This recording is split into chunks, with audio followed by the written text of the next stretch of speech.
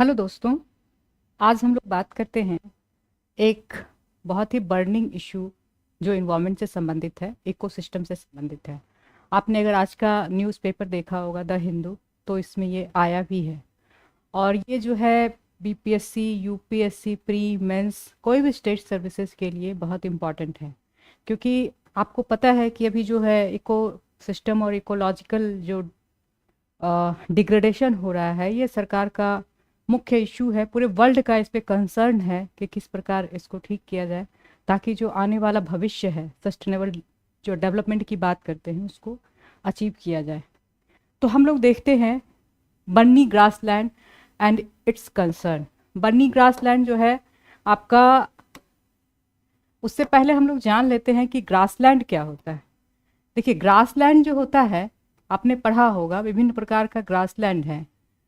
ये मुख्य रूप से जो है एरिड और सेमी एरिड कंडीशन में ही ये पैदा होता है।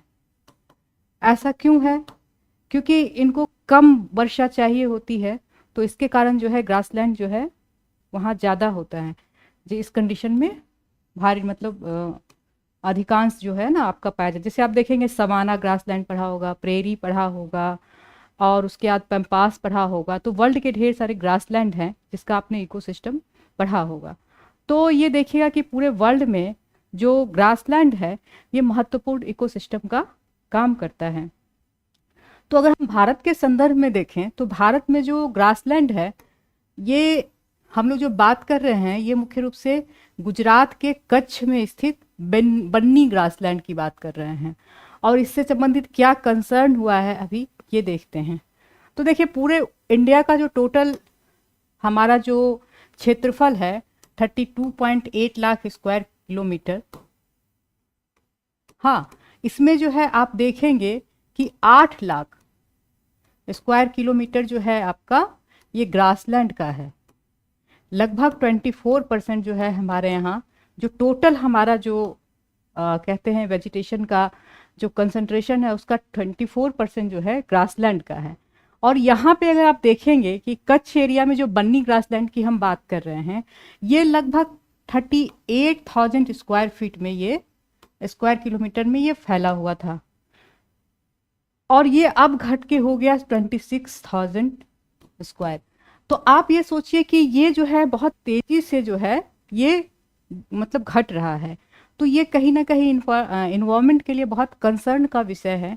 क्योंकि आपको पता है इकोसिस्टम क्या करता है। इकोसिस्टम जो होता है, किसी भी जो स्थान है, सबका अपना अपना इकोसिस्टम होता है। वहाँ पे जो वहाँ के जीवित प्राणी हैं, मीन्स जो लाइव हैं, और जो फिजिकल इन्वायरमेंट है उसके साथ कैसे इंटरेक्शन करते हैं, यही हम लोग जानते हैं कि इकोसिस्टम है। और सारे जगह का एक अलग नीचे होता है, जिसके कारण वहाँ पे जो है एक अलग टाइप का सिस्टम डेवलप होता है, और वहाँ पे बायोडाइवर्सिटी डेवलप होती है, और जिसके कारण वहाँ पे सस्टेन करता है, वहाँ का लिवलीहुड उस पर डिपेंड होता है, वहाँ के सोशियो इकोनॉमिक डेवलपमेंट उस पर होता है, वहाँ के जितने जीव जंतु होते हैं वो होता है। तो ये जो कंसर्न का एरिया है आपका, यहाँ पे आप देखेंगे कि माइग्रेटेड जो पक्षी हैं वो भी यहाँ पे आपका आते हैं यहाँ पे, है ना, कच्छ में। तो पहले हम देख लेते हैं कि ये जो है कहाँ पे स्थित है। बन्नी ग्रासलैंड जो है, ये आप देख लीजिए कि ये जो है आपका, ये कच्छ का एरिया है। ये देखिए, ये ऊपर वाला गुजरात का ऊपर वाला पार्ट का देखिए, यहाँ पे ये पूरा कच्छ कहलाता है। ठीक है, इसको मैप में देखिए, मैप से भी क्वेश्चन पूछा जा सकता है। और जब हमसे क्वेश्चन पूछा जाता है तो हमको लगता है कि ये कहाँ से पूछ दिया। ये कहीं ना कहीं करंट से जुड़ा रहता है आपका मैप। देखिए, और ये जो है आपका यहाँ पे गुजरात का ऊपर वाला जो पोर्शन है, पूरा कच्छ का एरिया है। और यहाँ पे जब कच्छ के एरिया को हम देखेंगे, तो यहाँ पर जो है आपका ये बन्नी प्लेन, ये देखिए पूरा उसको बड़ा मैप में दिखाया गया है। तो ये कच्छ मेन लैंड हो गया। और ऊपर जो आप देखेंगे, ये जो पार्ट है आपका कौन सा है, बन्नी प्लेन का, जहाँ पे कि बन्नी ग्रासलैंड पाई जाती है। उसके ऊपर में देखेंगे ग्रेट रन ऑफ कच्छ है, नीचे में बन्नी है, और कच्छ मेन लैंड है, और कोस्टल मेनलैंड प्लेन है, एलुवियल प्लेन है। तो ये आप देखेंगे, इसका आपको लोकेशन देख लीजिएगा एक बार, ये बहुत इंपॉर्टेंट है आपका, तो इसको भी आप देख लीजिएगा। तो ये कहाँ है, गुजरात में, गुजरात के कच्छ में। कच्छ के ऊपर जो है आपका ग्रेट रन ऑफ कच्छ के नीचे बेनी प्लेन है, जहाँ पे ये ग्रास पाई जाती हैं। अब देखते हैं कि यहाँ पे है आपका डिस्ट्रिक्ट ऑफ गुजरात, इंडिया। ये जो है one of the largest natural, ये देखिए, largest natural grassland in India, Indian सब कॉन्टिनेंट में वन ऑफ द लार्जेस्ट है इसका जो क्षेत्रफल है, ठीक है। ढेर सारा यहाँ पे फ्लोरा फाउना का पाया जाता है। उसके बाद क्या है, ये बहुत ज़्यादा इकोलॉजिकल दृष्टिकोण से देखेंगे तो ये बहुत सिग्निफिकेंट रीजन है। लेकिन अभी क्या हो रहा है कि ढेर सारा, एक तो इन्वायरमेंटल फैक्टर है, दूसरा दोनों तरह के हैं यहाँ पे, सोशियो इकोनॉमिकल, दोनों तरह के यहाँ पे फैक्टर जो हैं इसको डिग्रेडेशन में काम कर रहे हैं। अब देखते हैं कि क्या क्या कंसर्न है। इन्वेसिव स्पीसीज, ये एक सबसे बड़ा कंसर्न है, जो क्या है, प्रोसोपिस, इसको लाया गया था जूलीफोरा। ये जो है आपका, देखिए कोई कोई प्लांट ऐसा होता है, जैसे आपने जलकुंभी देखा होगा, वाटर हाइसेंथ जिसको कहते हैं, तो आपने देखा होगा कि उसको लाया गया था कि वहाँ के इन्वायरमेंट को ठीक करें, लेकिन वो इतना इन्वेसिव होके फैला कि आप देखेंगे कि वो जो है पूरा तालाब को खराब कर देता है, और उसको हटाइएगा फिर हो जाता है। तो कुछ ऐसे प्लांट होते हैं जो इस तरह के काम करते। तो देखेंगे ये जो जूलीफोरा है, इसमें नेटिव जो वहाँ के जो वेजिटेशन थे, जो वहाँ का लोकल था, उसको खत्म कर दिया है, और उस पर जो संबंधित बायोडाइवर्सिटी मतलब जीव जंतु रहते थे, धीरे धीरे उनको भी ये नष्ट कर दिया है। फिर दूसरा कारण क्या है कंसर्न, यहाँ पे ओवर ग्रेजिंग है। मीन्स कि वहाँ पे देखेंगे कि ज़्यादातर आप देखेंगे जो इस तरह के एरिया होते हैं वहाँ पे ज़्यादातर पशुपालन किया जाता है, तो वो उनके कारण जो है यहाँ पे ग्रासलैंड का जो है डिग्रेडेशन हो रहा है। तीसरा कारण क्या हो रहा है, क्लाइमेट चेंज। क्लाइमेट चेंज क्या हो रहा है, आप देख रहे होंगे कि अभी जो है हमारा जो इन्वायरमेंट है ये क्लाइमेट चेंज के इफेक्ट से गुजर रहा है। ऐसा क्यों? क्योंकि बारिश जहाँ पे नहीं होती है वहाँ पे बहुत ज़्यादा बारिश होने लगी, जहाँ पे होती थी वहाँ कम होने, तो एक पैटर्न में गड़बड़ी हो गई है। तो ग्रासलैंड क्या है, कम वर्षा वाला क्षेत्र, और यहाँ पे अधिक वर्षा होने के कारण और टेम्परेचर बढ़ने के कारण जो है इकोसिस्टम पे बहुत ज़्यादा स्ट्रेस पड़ा है। फिर वाटर स्कार्सिटी भी वहाँ पे देखी जा रही है, दो तरह से है। एक तो देखिए कि क्या हो रहा है कि हमने जो है जो लैंड को बना दिया है वो बिल्कुल कंक्रीट बना दिया, तो इससे क्या हो रहा है, जो वाटर जाना चाहिए रिस्क के नीचे, ग्राउंड वाटर अवेलेबिलिटी वो खत्म हो गई। दूसरा क्या है, वाटर पॉल्यूशन की समस्या, तो जिसके कारण जो है सैलिनिटी यहाँ पर जो है बहुत ज़्यादा बढ़ गई है, और ये बहुत ज़्यादा क्रिटिकल इशू है।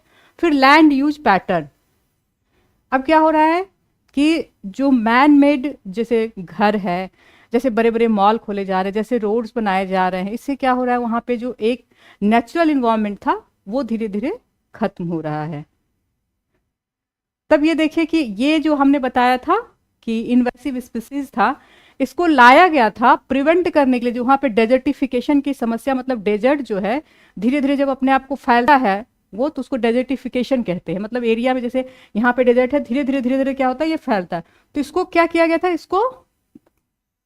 इसको प्रिवेंट, इसको रोकने के लिए लाया गया था। लेकिन क्या किया, ये native grasses and reduce biodiversity, लेकिन इसने क्या किया, जो वहाँ का जो लोकल ग्रासलैंड था उसी को खत्म किया, और जो वहाँ पे बायोडाइवर्सिटी थी वो खत्म हो गया, और इसके कारण जो है कम्युनिटीज पर जो है इसका बहुत ज़्यादा प्रभाव पड़ा है। फिर दूसरा मैंने बताया ओवर ग्रेजिंग और वाटर स्कार्सिटी, ये आपको पता है कि प्रोडक्टिविटी धीरे धीरे जो है खत्म हो गई है ग्रासलैंड की, और जो है जीव जंतु वहाँ पे ज़्यादा बढ़ गए हैं, और इसके कारण जो है ये ग्रासलैंड पे बहुत ज़्यादा प्रेशर पड़ने लगा है।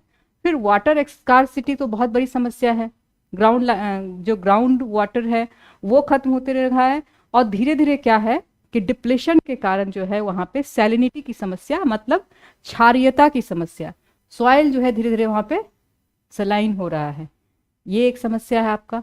फिर क्लाइमेट चेंज देखेंगे, इरेगुलर, अब यही हो गया, आप देखेंगे कभी भी आप रीड करेंगे तो बहुत इरेगुलर पैटर्न ऑफ रैनफॉल हो गया है, और इसके क्या कारण, दूसरा चीज है टेम्परेचर बढ़ रहा है।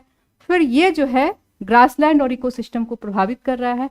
फिर लैंड यूज पैटर्न जो है आपका, यहाँ पे बहुत सारा डेवलपमेंटल प्रोजेक्ट चल रहा है, उसके बाद हैबिटाट को खत्म कर रहा है, और बायोडाइवर्सिटी पर वहाँ पे जो है लॉस हो रहा है।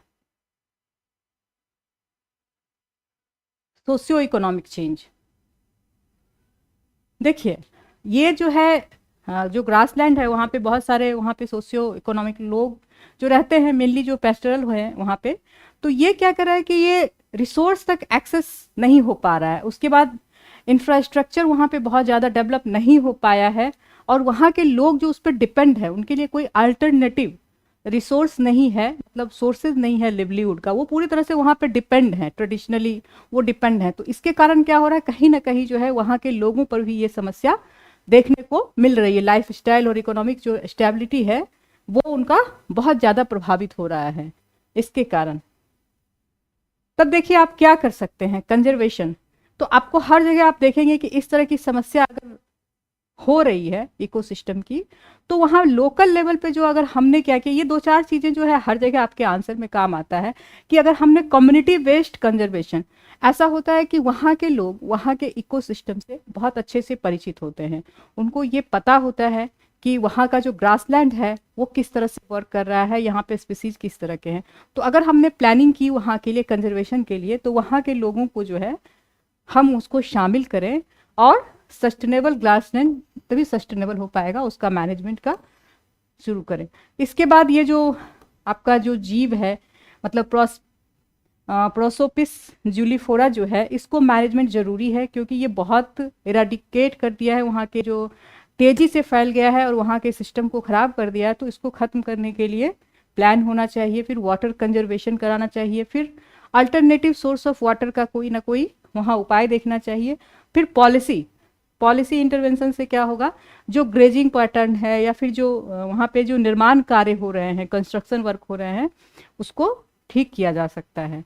तो इकोसिस्टम जो है हमारा कहीं का भी हो, ये बहुत इम्पॉर्टेंट होता है, और ख़ास करके जब देखेंगे कि इस तरह के एरिया में जहाँ पे कि बहुत सारा बायोडाइवर्सिटी पाई जाती है, तो इनका जो है बहुत ज़्यादा इकोलॉजिकल सिग्निफिकेंस होता है, क्योंकि सिर्फ उससे वहाँ के वनस्पति या उनके जो जीव जंतु पर असर नहीं पड़ता, ओवरऑल जो है पूरे इकोसिस्टम को ख़त्म करता है, और वहाँ पे जो डिपेंड हैं लोग, उन पर भी ये बहुत करता है, प्रभावित करता है। तब ये क्या है, आपका बन्नी ग्रासलैंड को बचाने के लिए जो है इस तरह का इनिशिएटिव ज़रूरी है कि लोगों को जोड़े और समझे वहाँ के इकोसिस्टम को। तो इस प्रकार देखेंगे, ये करंट अफेयर्स का टॉपिक है और ये इम्पॉर्टेंट टॉपिक है आप लोगों के लिए, प्री के लिए, मेंस के लिए, तो इसको ज़रूर देखिए एक बार। धन्यवाद।